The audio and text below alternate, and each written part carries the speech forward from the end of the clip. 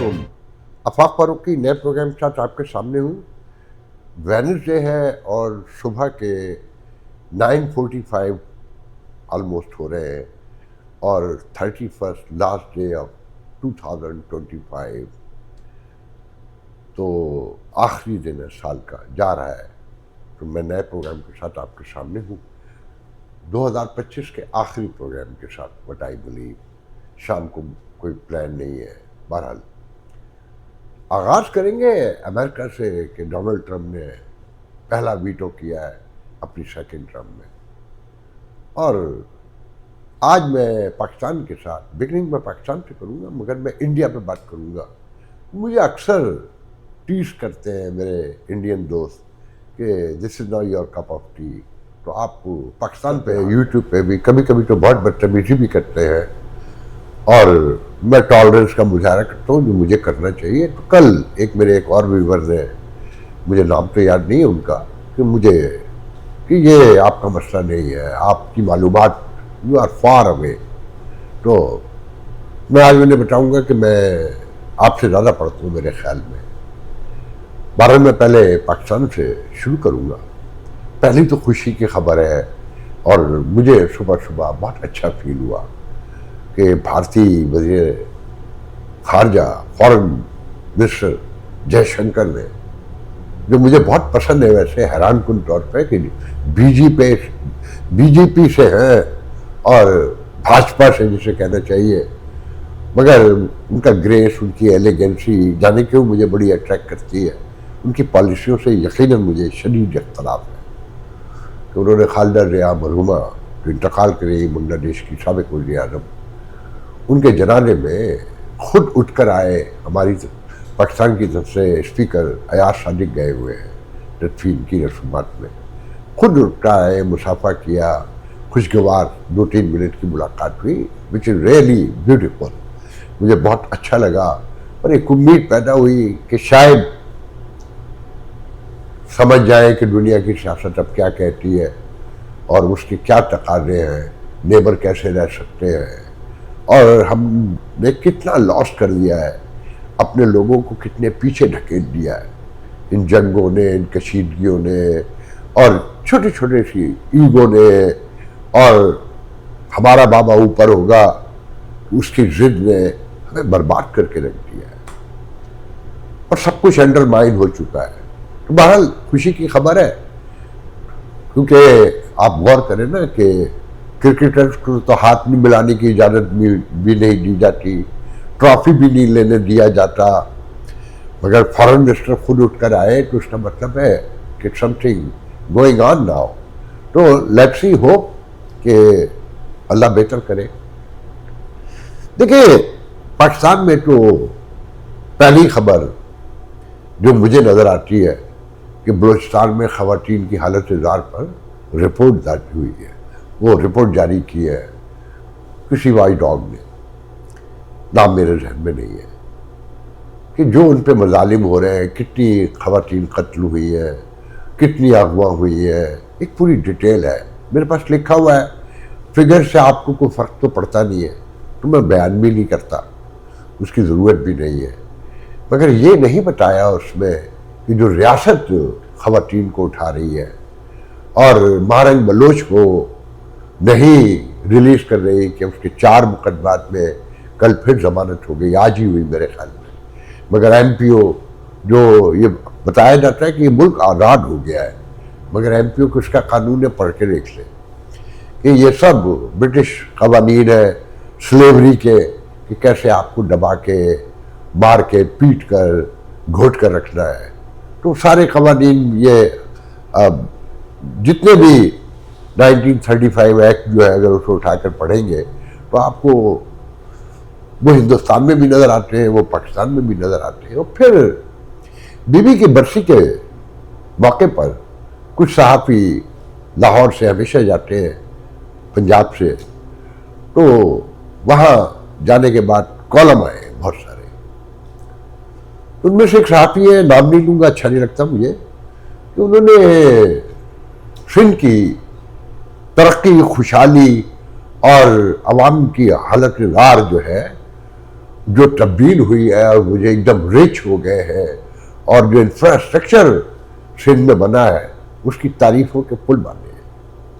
तो पहले मैं ये बता दूं कि इन्हीं सहाफ़ी साहब ने, मोहतरम ने, 2 दिन पहले इस कॉलम से पहले कौमी हुकूमत के बारे में एक खाका पेश किया था कि कौमी हुकूमत कैसे बनेगी और इसकी रिक्वायरमेंट क्या है, मौजूद हालात क्या है।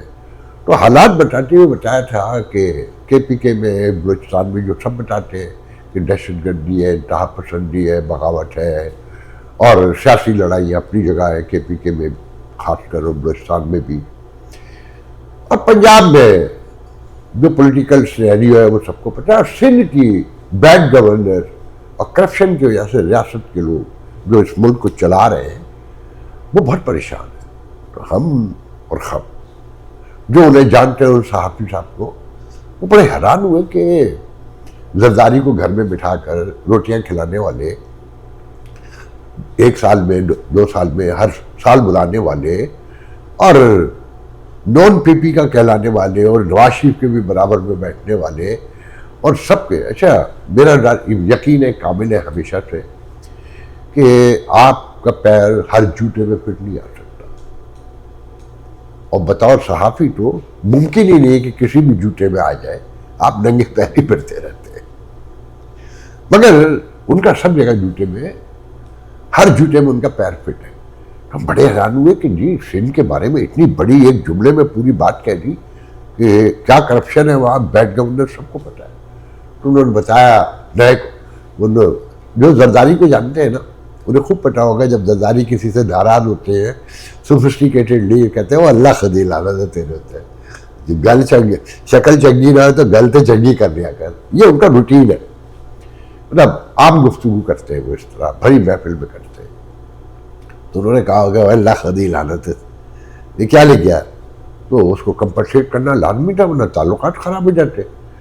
पूरी रस्मुल लसानी की गई और पूरे मंजर कशी की गई, क्या क्राफ्टिंग है, मतलब बहुत खूबसूरत दिखा दिखने में, कि सड़कें भी बनी हुई थी, मोटरसाइकिलें और गजा गाड़ियों के बजाय कारें थी, लोगों के चेहरे पे खुशहाली थी, और अब वो सिंध नहीं है, और इंफ्रास्ट्रक्चर का जाल बिछ गया है, मेडिकल भी के हॉस्पिटल भी बड़े पैमाने पे, यूनिवर्सिटियों पे यूनिवर्सिटियां बन रही है, हर सस के बुरा हाल, कि अमेरिका से बैठकर देखो तो हिंदुस्तान पाकिस्तान सब एक जैसा नजर आता है।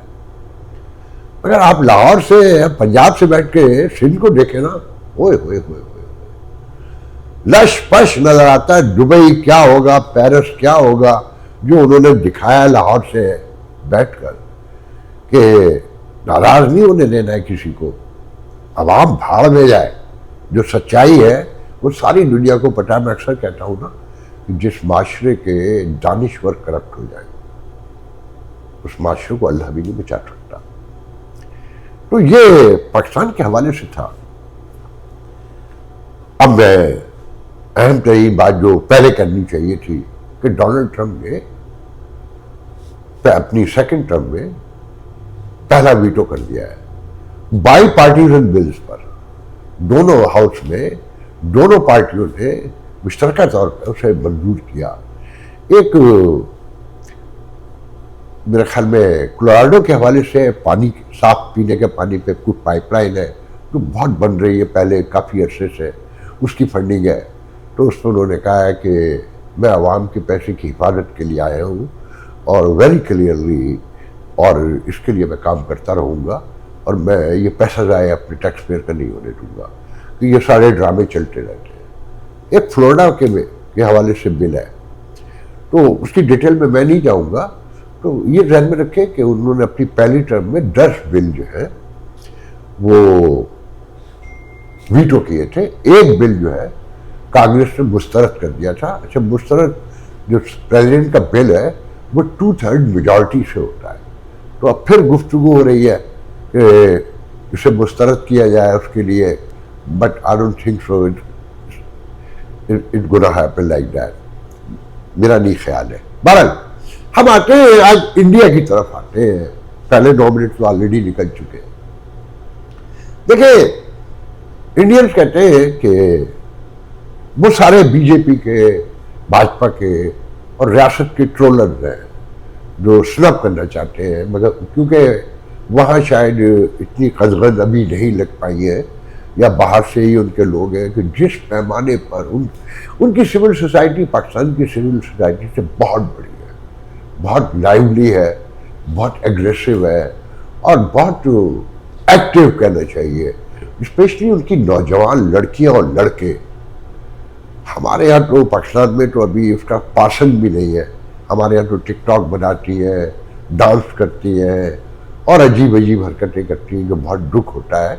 उनकी लड़कियां जो अगर अपने फीचर भी दिखा रही हैं, अपने फिगर्स भी दिखा रही हैं, तो उसमें भी पॉलिटिक्स जो है इन्वॉल्व करती है कि इस बहाने, क्योंकि खित्ते के लोग तो एक जैसे हैं ना।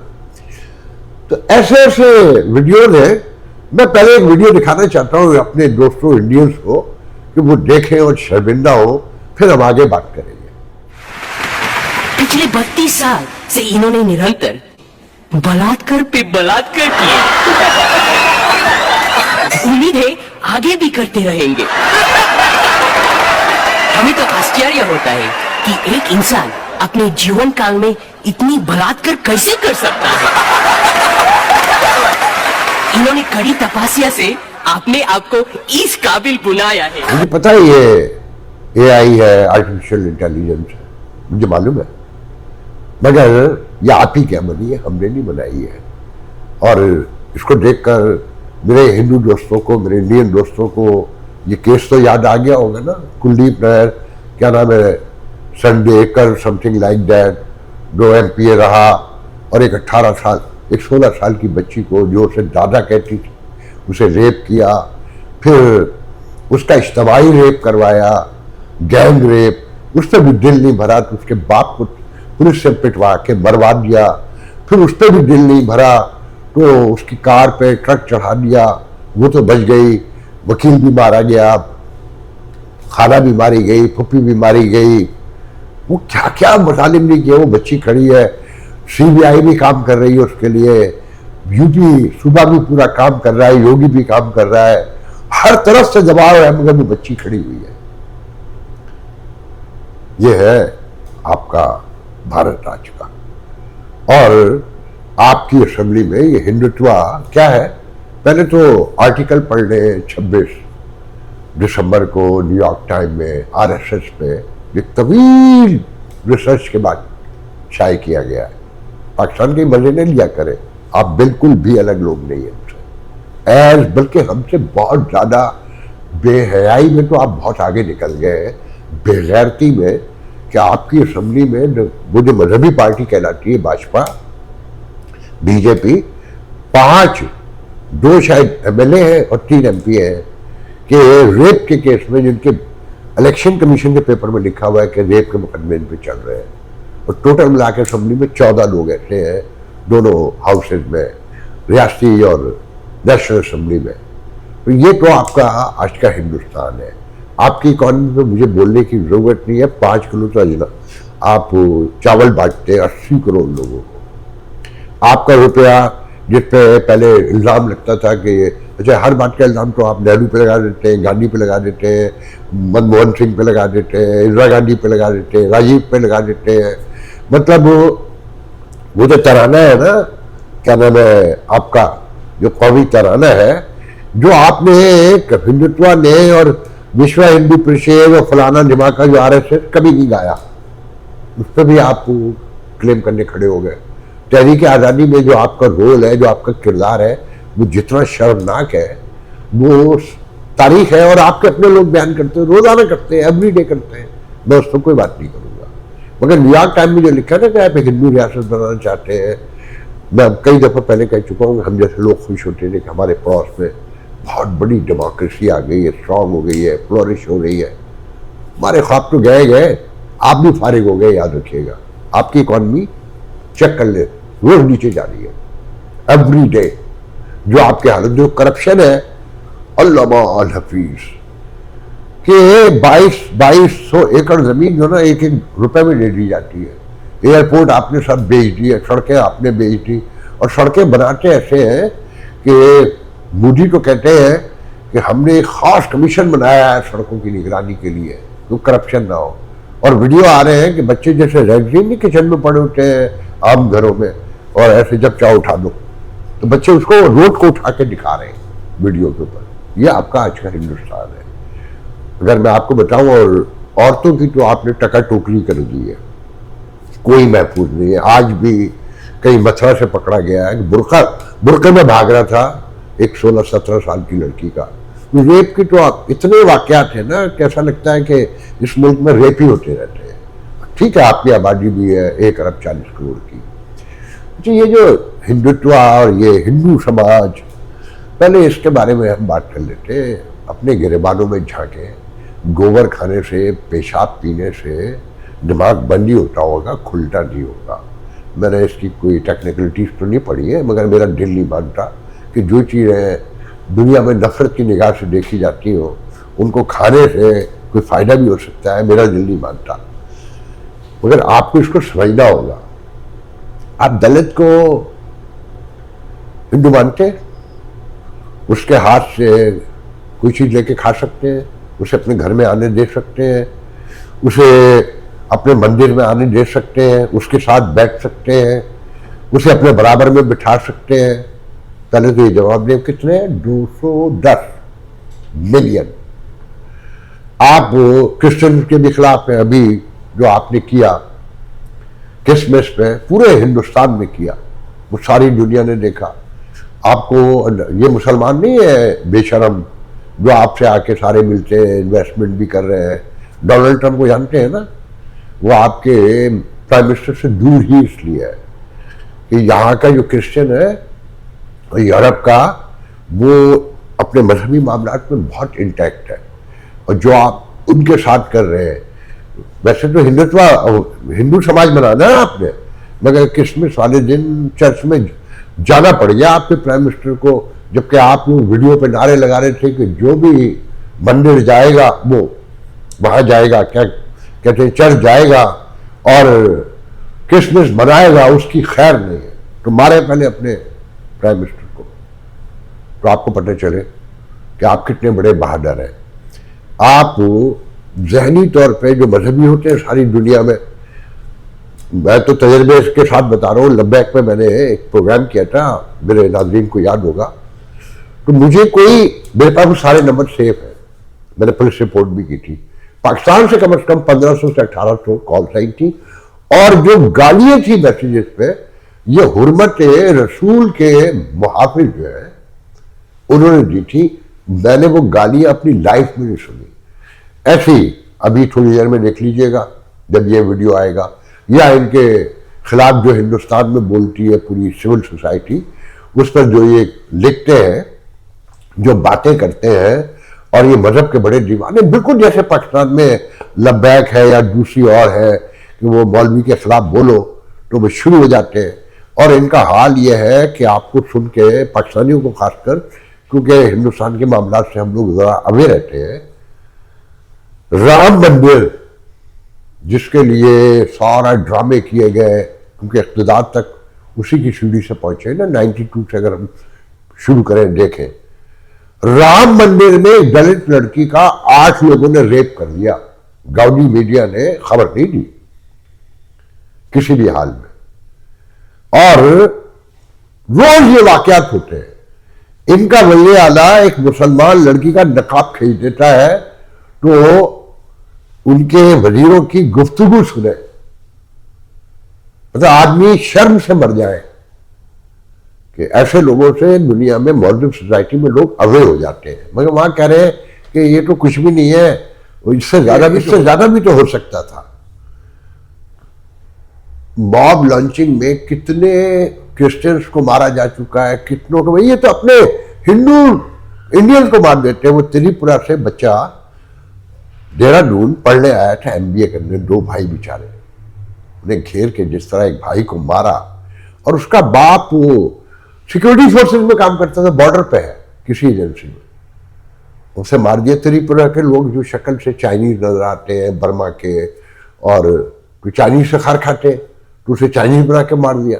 तो उस पर एक लड़की वीडियो में कहती है कि अगर आप हमें चाइनीज समझते हैं या बर्मी समझते हैं तो हमें अलग कर देना, हमसे जान छुड़ा ले, हमारी जान छोड़ दे। हमें घेर घेर के मारते हैं, हम तो घर से निकलते हुए भी डरते हैं। देहरादून जैसे सिविलाइज सिटी में जिसकी एक तारीख है, वहां तक इनके हालात ये पहुंच चुके हैं। और ये पूरी हुकूमत है कि एक केस में तो मुसलमान को फांसी दे दी यूपी में उस मॉब लॉन्चिंग के इल्जाम में, और हिंदू ने किया तो यूपी हुकूमत पहुंची हुई अदालत में कि जी ये केस खत्म कर दे, इतना अरसा हो गया, फलाना हो गया, धमाका हो गया। ये आपके हालात हैं। और पूरी तारीख आपकी, आपको तो मौका मिल गया है एसएस को, आरएसएस को, कि 100 साल का ख्वाब पूरा होने जा रहा है, मगर आप भूल रहे हैं। आप दलित को, सिखों को, ईसाइयों को, मुसलमानों को कहते हैं ना कि हम इनसे पाक कर देंगे। तो हिसाब किया है कभी? 210 कितने 210 मिलियन है दलित जिन्हें आप मानते नहीं है। 30-30 मिलियन है सिख और ईसाई। ये कितने हो गए? 270। 250 मिलियन सिर्फ मुसलमान है। ये कितने हो गए? ये 520 मिलियन बनते हैं। जरा सोचिएगा। और बाकी छोड़े, पढ़ के देख ले खुद निकाल के कि ब्राह्मण कितना है? 4.6%। खत्री कितना है? 4%। और टोटल जो रूलिंग अशराफिया है मुल्क में, पूरे हिंदुस्तान में, वो 17.7% है। अप्रॉक्सीमेटली 20% बताई जाती है।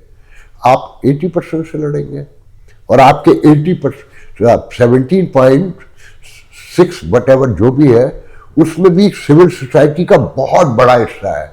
उसमें ही वो राठौर लड़की जो है, नेहा, वो राठौर है ना, नेहा सिंह राठौर, उस सैकड़ों लड़कियां और सैकड़ों लड़के हैं, वो आपके ब्राह्मण जात से ही है। वो आप आराम से कर लेंगे और सब कुछ हो जाएगा और एतराफ देखता रहेगा। आप बंगाल में अगर एक हिंदू मर जाए तो मुझे भी कहते हैं कि मदद मत करें। मैं बार बार कहता हूं कि इंसान किसी मजहब से हो, किसी रंग से, किसी नस्ल से, किसी जबान से हो, वो इंसान है। उसके मरने पे ऐसे ही मातम होना चाहिए जैसे अपने घर से लाश उठी है। मगर जो आप अपने यहाँ कर रहे हैं, बंगाल को कहते हुए या पाकिस्तान को कहते हुए शर्म आती है। हम जैसे लोग तो अपनी रियासत के खिलाफ बोलते हैं इन मामलात पर, और बार बार बोलते हैं, बेखौफ बोलते हैं। आप इतनी बड़ी आबादी को साफ कर देंगे, थोड़ा शर्म करें। अपनी इकॉनमी देखें। जो नारे मारते हैं कि दुनिया की 5वीं बड़ी और सुपर पावर बन जाएंगे 2050 में और समथिंग लाइक दैट, आप अब नीचे जाने वाले हैं। लिख कर रख ले, तारीख से सबक ले। मजहबी माशरे दुनिया में कहीं नहीं पहुंचे, कभी नहीं पहुंचे। आपने जमहूरियत खत्म कर दी है तकरीबन, और वो इख्तिदार पर चिमटे रहने के लिए रोज नए लॉज लेकर आते हैं, रोज नया तशद्दुद करते हैं, रोज नया जुल्म करते हैं। आप उसका हिस्सा बनते हैं। और ये गरीब दलित हो, मुसलमान हो, इनके शऊर नहीं है, तालीम नहीं है, वो आप आने भी नहीं देते। इन दलित बेचारों को, बहुतों को, इनके लीडरों को तो पता होगा, अगर आम को नहीं पता होगा। एक वीडियो में एक पंडित से पूछा कि आप हिंदू समाज बनाना चाहते हो? हाँ, हिंदू समाज बनाना है। उसने कहा कि दलित के हाथ का खाते हो? उसने कहा नहीं। उसने साथ बैठते हैं? उसने कहा नहीं। उसने कहा कि मंदिर में आने देते? उसने कहा नहीं। तो उसने कहा कि ये हिंदू है? उसने कहा हाँ है तो हिंदू। तो उसने कहा फिर? कहने का देखें, समाज का भी तो डर होता है ना, मजबूरी होती है। अब मैं अकेला तो कुछ नहीं कर सकता। अब दलितों को समझना चाहिए कि ये आपको मानते ही नहीं है। आप इनके लिए हिंदू समाज के नारे मारते हैं। आप में से एक दो बंदों को वजीर बना दिया, यूपी में इधर उधर लगा दिया और बकवास शुरू कर दी। वो दलित वजीर था ना जिसने कहा, वो लड़की का नकाब खींचा तो उसकी हिमायत कर रहा था नीतीश कुमार की। दलित को मैं याद दिला देता हूं, आप वो लोग हैं कि इस हिंदुस्तान में जब आप बाहर निकलते थे तो आपके पीछे झाड़ू बांधी जाती थी, ताकि जहां आपका कदम पड़े तो उस जगह को पीछे से आपकी झाड़ू साफ करती जाए कि जमीन नापाक ना हो जाए। आपके मुंह के आगे हांडी बांधी जाती थी कि आपके मुंह से थूक ना निकले, अगर निकले तो हांडी में गिरे कि जमीन पे गिर के जमीन को नापाक ना करे। और आपकी बेटियों को, बहनों को, माओ को, बीवियों को ब्रैश ढांकने की इजाजत नहीं थी। पता है ना आपको ये बात? अगर नहीं पता तो तारीख पढ़े। ब्रैश ढांकने की इजाजत नहीं थी। और आपसे ये ब्राह्मण और ये खत्री, ये ठाकुर, ये चौहान जब टैक्स लेने आते थे उस इलाके के, तो उनका ब्रश पकड़ते थे और उसके साइज के मुताबिक जो है टैक्स मांगते थे। तो आपको पता है आपके लिए कौन लड़ा था? दलितों से पूछ रहा हूं, पता है कौन लड़ा था? टीपू सुल्तान। मुसलमान टीपू सुल्तान ने बाकायदा जंग की थी कि बहन बेटियां सबकी बराबर है, सब एक है। अगर मेरी बहन को, मेरी बेटी को, मेरी बीवी को, मेरी मां को सतर डालने का हक है, ढांकने का हक है, तो दलित को भी है। और जिस तरह ब्राह्मण को है और जिस तरह खत्री को है। तो उसने 800 मेरे ख्याल में ब्राह्मण मारे थे उस इलाके के, जो बासर जो ये हरकतें करते थे। आप अभी भी रोज मारते हैं दलित को। वो बेचारे जाहिल गवार, ना उन्होंने तालीम हासिल हो प्रॉपर वे में अभी तक कर सके हैं, और वो हिंदू समाज की बातें करते हैं। सिख आपके साथ है, वह गौर से गिरबान में झांक के अपने आप से पूछिएगा। मैं तो ये भी आज दावा कर रहा हूं कि इंदिरा गांधी को मारने में पूरा आरएसएस का हाथ था। सिख तो इस्तेमाल हुए थे, बिल्कुल जैसे कायद आज़म को मारा गया था ना, कि वो कैसे भर्ती हुए, कैसे करीब आए, वो पूरी तारीख है उनकी। उनमें से एक की तो ड्यूटी भी एक दिन पहले ही अंदर लगाई गई थी इंदिरा गांधी के। मारने के बाद एम्बुलेंस खराब थी, एम्बुलेंस थी, ड्राइवर गायब था। प्राइम मिनिस्टर की इमरजेंसी एम्बुलेंस, उसका ड्राइवर गायब था। जिस उनका ब्लड मेरे ख्याल में ओ नेगेटिव था, जो बहुत रेयर होता है। जहां इमरजेंसी में ब्लड रखा जाता था प्राइम मिनिस्टर के लिए, उस हॉस्पिटल भी नहीं लेकर गए। मतलब सारी चीजों, जिन जिन लोगों पर नाम आया, मैं उस डिटेल में नहीं जाऊंगा। मगर याद रखिएगा, इंटरनेशनल मीडिया आपके खिलाफ हो चुका है। यूरोप में, अमेरिका में आपके खिलाफ आवाजें उठने लगी है। यूनाइटेड नेशन में रिपोर्ट्स आ चुकी है और एक कोहराम पड़ चुका है। आप कहीं नहीं हिलजुल सकेंगे। ये जो आपकी इकॉनमी के नारे थे ना, वो वैसे ही जिंदा दफन हो चुके हैं आपके छचोरपन की वजह से। अमेरिका से आपके जो मामला हैं वो आपको साफ नजर आ रहा है, और कोई वजह नहीं है। अगर आप उनके मजहब के लोगों को मारेंगे और दूसरे मजहब के लोगों को भी मारेंगे, तो ह्यूमन राइट्स की तंजीमें, यूनाइटेड नेशन, कांग्रेस सब बोलेगी। आप खुश होते, तालियां बजाते हैं, सिर्फ पाकिस्तान के हवाले से बोलते हैं। तो मैं आपको सिर्फ समझाना ये चाहता हूँ कि मेरे भाई, इंसान सब बराबर है। दो मजहब में बस गरीबी अमीरी, दो जबाने हैं, गरीबी अमीरी, दो रंग है, गरीबी अमीरी। कितने बदसूरत आदमी को आप एक अपने खित्ते में देखें, पाकिस्तान में, इंडिया में, बंगाल में और श्रीलंका में, जिसे आप बदसूरती कहते हैं, वैसे ही चेहरे अमेरिका, यूरोप में देखें, खाए पिए ग़िज़ा के साथ फ्रूट जिन्हें मिलता हो, उनकी शक्लें देखें, तो आपको फर्क समझ में आ जाएगा। दिमाग को खोलें। आगे बढ़ने के लिए ये तासुबात निकालने होंगे। ये सिर्फ नारे मारने से नहीं होगा, झूठ बोलने से नहीं होगा। कि आपका तो प्राइम मिनिस्टर भी झूठा, एक नंबर का। कभी कहता है मैंने पढ़ा ही नहीं, फिर कहता है मैंने आर्ट्स पॉलिटिकल साइंस में डिग्री ली है, मास्टर डिग्री है। और डिग्री कंप्यूटर की निकली हुई है, कब की? 1978 की। और कंप्यूटर इंडिया में आया 1983 में, 82 में, 84 में, इंदिरा गांधी के दौर में। ऐसे लोग आपके मुल्क में तरक्की लाएंगे जो लोगों को लड़ा रहे हो। वो क्या नाम है उस लड़की का? इकरा नाम है ना, इकरा चौधरी, यूपी से MNA है, जिसका पूरा खानदान सदियों, बल्कि कहना चाहिए दादा भी मेंबर पार्लियामेंट था, बाप भी, माँ भी बाहर यूरोप से या अमेरिका से कहीं से पढ़ के गई है। उसकी सादगी देखकर सबसे पहले तो मुझे मरियम याद आई कि तालीम देखे और ख़ानदानी बैकग्राउंड हो तो कितना फ़र्क होता है। बिल्कुल सादी सिंपल। उसके खिलाफ आप लोगों ने मुहिम शुरू की हुई है। वो हिंदू वोट के साथ आई है। मुसलमानों की जो आबादी है वो सबको मालूम है यूपी में, तो वो सबको रिप्रेजेंट करती है। मंदिर तोड़ के मुसलमानों का नाम लगा दिया, उसने बंदे पकड़वाए, उसका कहीं कोई डिस्क्रिमिनेशन उसने नहीं दिखाई, मगर आप उसके पीछे भी लग गए।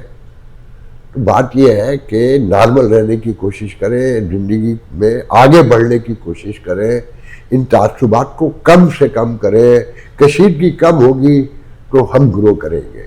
अगर हम ग्रो करेंगे तो हमारी नस्लें ग्रो करेंगी। एक दूसरे का गिरेबान नोच के, टोर्निंग करके, गालियां दे के, मॉब लंचिंग करके, कत्ल करके बूढ़ों को, बच्चों को, औरतों को आगे नहीं बढ़ेंगे आप। और ये लिख ले, मैं बहुत छोटा सा आदमी हूं, आप की इकॉनमी खत्म होने जा रही है अगर आपके यहाँ तब्दीली नहीं आई। और मेरा यकीन है कि मोदी अब ज्यादा देर सर्वाइव नहीं। डायनामिक्स देखिए गौर से कि अकलियतें कितनी बड़ी हैं। एक छोटे से साबित कर देता हूँ कि हिंदुस्तान के पूरे जोग्राफी में हर 7 किलोमीटर पर एक मस्जिद है और हर 3 किलोमीटर पे एक मंदिर है। जैसे पाकिस्तान में, हमारे यहाँ तो खैर क्वार्टर किलोमीटर में ये मस्जिद बन गई है। और आपकी जहनी हालत ये है कि बीजेपी का एक लड़की वीडियो वो कह रही है कि बीजेपी का एक लड़के की तस्वीर गई, कुछ 75 साल तो उम्र होगी उसकी। वो कहता है कि औरतें अपनी जिनसी ख्वाहिश पूरी करने के लिए कुत्तों के साथ भी सो सकती है। तो वो कहती तेरी माँ कुत्तों के साथ ही सोई होगी जो तुझ जैसे कुत्ते को पैदा किया। गोबर खाने से, पेशाब पीने से दिमाग ऐसा हो जाता है कि अपनी बहन बेटियों को आप एडवाइस कर रहे हो कि कुत्तों के साथ सो जाया करें। आज के लिए जा दीजिए, इंशाल्लाह कल आपसे दूसरे प्रोग्राम में गुफ्तगू होगी। अल्लाह हाफिज।